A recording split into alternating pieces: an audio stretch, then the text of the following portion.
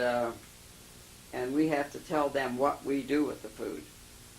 And they're very good about what they have, and they're very generous with what we can have. So when I don't have, if anything, cereal's expensive and fruit's expensive, so those are two things I need. They usually have corn, and sometimes they have beans. What we give them cereal and pasta and sauce, spaghetti sauce, and pork and beans, macaroni and cheese, vegetables. For instance, a family of 9 will get 3 cans of corn, 3 cans of peas, and 3 cans of beans, usually. And then we have extra things like sometimes we have carrots, sometimes we have beets, sometimes we have yams, sometimes we have, and they get soup and they get tuna fish, and I usually try to give them peanut butter about every other month. And they get bread, they get crackers, they get juice when we have it, fruit. You basically have the same people every month? And no, we don't. Oh, you don't? No, we don't. We have, every month we have people come and say, there were a lot of people who were there I never saw before. Now, do they have to be certified or invited? No, they don't. The women who set it up said they have to show everything to the welfare department. They have to practically bare their souls to get anything from public assistance of any kind. We don't want that. We decided, and they decided this, and they said, well, if they come and ask for it, we're going to give it to them. And there was a problem, wasn't there, with the Salvation Army? Oh, they yeah, gave it there out was. there. The Salvation Army wanted to do a budget on each one. You know, it's hard to budget when you don't have anything. Right. And they wanted to fill out a form on every single one, so that's when we moved into the Baptist church, because the women insisted they were not. And every time they asked me, what is your criterion? And I always responded, self-determined. Done that, I think, for 10 years anyhow. And so help me, on the last form I got from the state, it said, self-determined need. I went up and showed it to Anna Booth, because we've been trying for 15 years to get them to admit that people need food. Well, and I think people ask for, I'll back up. Not very many people ask for something that don't really need it, especially for food. What are they going to do with it? Yes. Yeah. When It's such a small percentage. They stand in line Yeah. when it's rainy. Mm-hmm. They stand in line when it's cold. Mm-hmm. They stand in line when it's windy. I went down one morning and I heard on the radio that it was 8 degrees.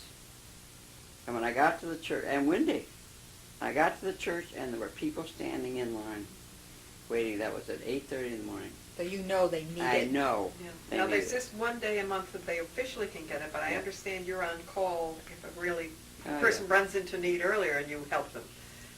Well, we always have people that need food in an emergency. I had a call today. The woman said, I need food because I've just moved into town, and she needed other things like toothpaste and toothbrushes and what have you. And she said, they've just moved into town, and all my money had to go for rent.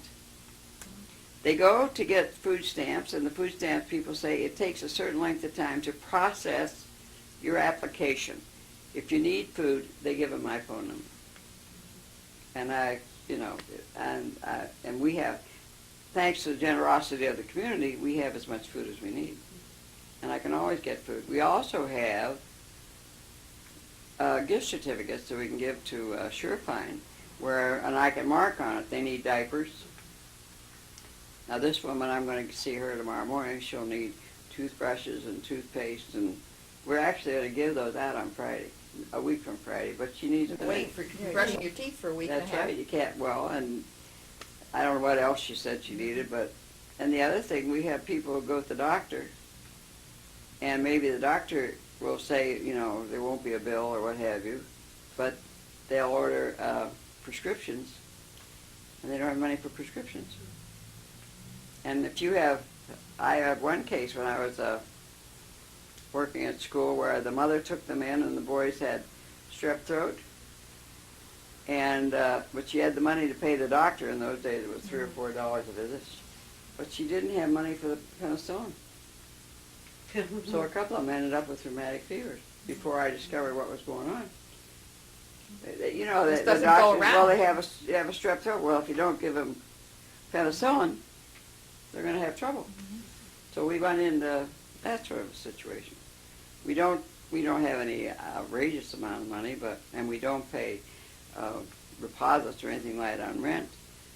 We can't do that. Occasionally we'll pick up an electric bill or something like that. And all the churches have little funds with their ministers, which I They've all suppose you put them can in. tap They put them into the Wish Fund, which is administered by the Red Cross. Okay. But all the churches have some fund. No. But usually if it's food, we try to handle all the food. And the churches are very generous with bringing their food in on Sundays. It's very good. But they always need, for these programs, somebody to head it up, and you're the one for Well, I had Penn it up. Yan. Yeah. That's How for did sure. we interviewed also Betty Vistoff, who was, among other things, talking about toy chest and toys that were given out at Christmas, and she wasn't sure how it got associated with the food. The giveaway is food Well, and what happened toys and originally clothes. was that they had the toy shop and the Salvation Army gave the food. Yes, okay. Well, then the Salvation Army pulled out. No. And so I would give them, what I did with the Salvation Army was I would order food from FoodLink for them. But when they pulled out, when the Salvation Army, and I don't remember when that was, then the food program just took over.